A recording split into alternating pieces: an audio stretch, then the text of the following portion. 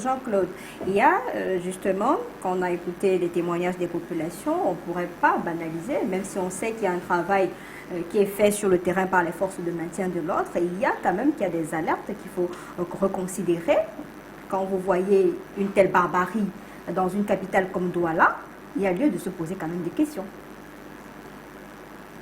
Il y a lieu de se poser des questions, je ne pense pas, mais il y a lieu de continuer à perfectionner, à améliorer le niveau de sécurisation de la métropole.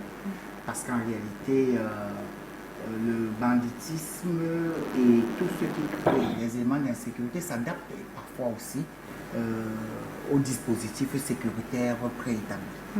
Vous voyez qu'un certain type de phénomènes de formes d'agression ou d'insécurisation ont disparu et ont donné lieu à d'autres formes qui naissent. Il y a des mutations. Voilà. Alors ces mutations sont liées par rapport au fait que lorsque les uns les autres ont vu que le dispositif sécuritaire est ainsi, on peut chercher à contourner par-ci, par-là.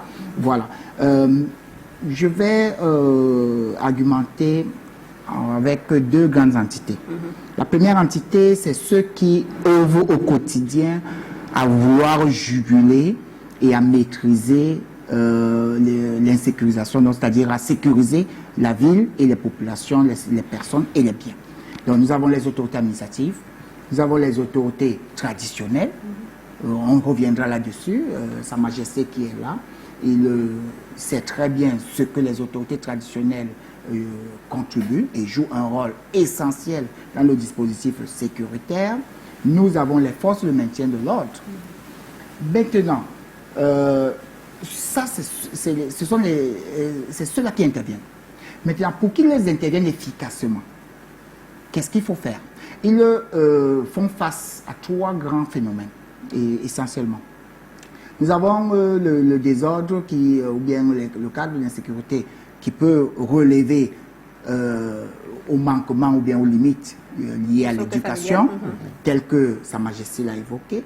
Mais ça, c'est lorsqu'ils sont lucides. Mais il y a aussi, maintenant, lorsqu'ils ne sont même plus lucides, ça veut dire qu'ils n'écoutent plus et perdent toutes les valeurs. La consommation des drogues, des produits stupéfiants, par exemple, ils sont dans un état et parfois ils peuvent se réveiller plus tard. Alors, il faut également lutter contre ce phénomène-là, en milieu jeune, en milieu étudiantin et dans nos quartiers. Nous avons aussi la recherche du gain facile. La recherche du gain facile vous cherche à vous donner des besoins de raccourci. Mais la chaussure de mon voisin m'intéresse.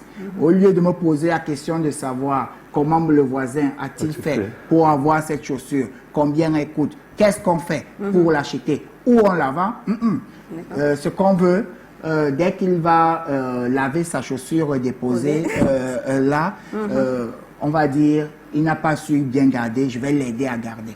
Donc, vous allez donc remarquer que les autorités administratives, les autorités traditionnelles, les forces de maintien de l'ordre font beaucoup. Parce que souvenez-vous, il y a eu une montée de la violence et de l'insécurité à un moment donné dans notre ville. Le patriarche Camille Nélé a évoqué 1997, mais nous parlons aussi qu'il y a eu le commandement opérationnel dans cette ville. Ça voudrait dire qu'on était arrivé, voilà, on était arrivé à notre stade. Mais nous n'en sommes pas là à ce niveau d'alerte, parce que lorsque vous dites alerte, on est quoi? À l'alerte orange, alerte verte, alerte rouge. C'est toujours important d'alerter. Par contre, il est important quand même de dire que si vous avez observé, aussitôt que vous avez appelé les forces de maintien de l'ordre, dans aucun pays au monde, il n'existe un élément des forces de maintien de l'ordre derrière chaque citoyen. Ce rapport n'existe pas, mais par contre la collaboration. Non, on reviendra sur vos propositions tout à l'heure, Claude. Voilà. On reviendra sur vos propositions tout à l'heure.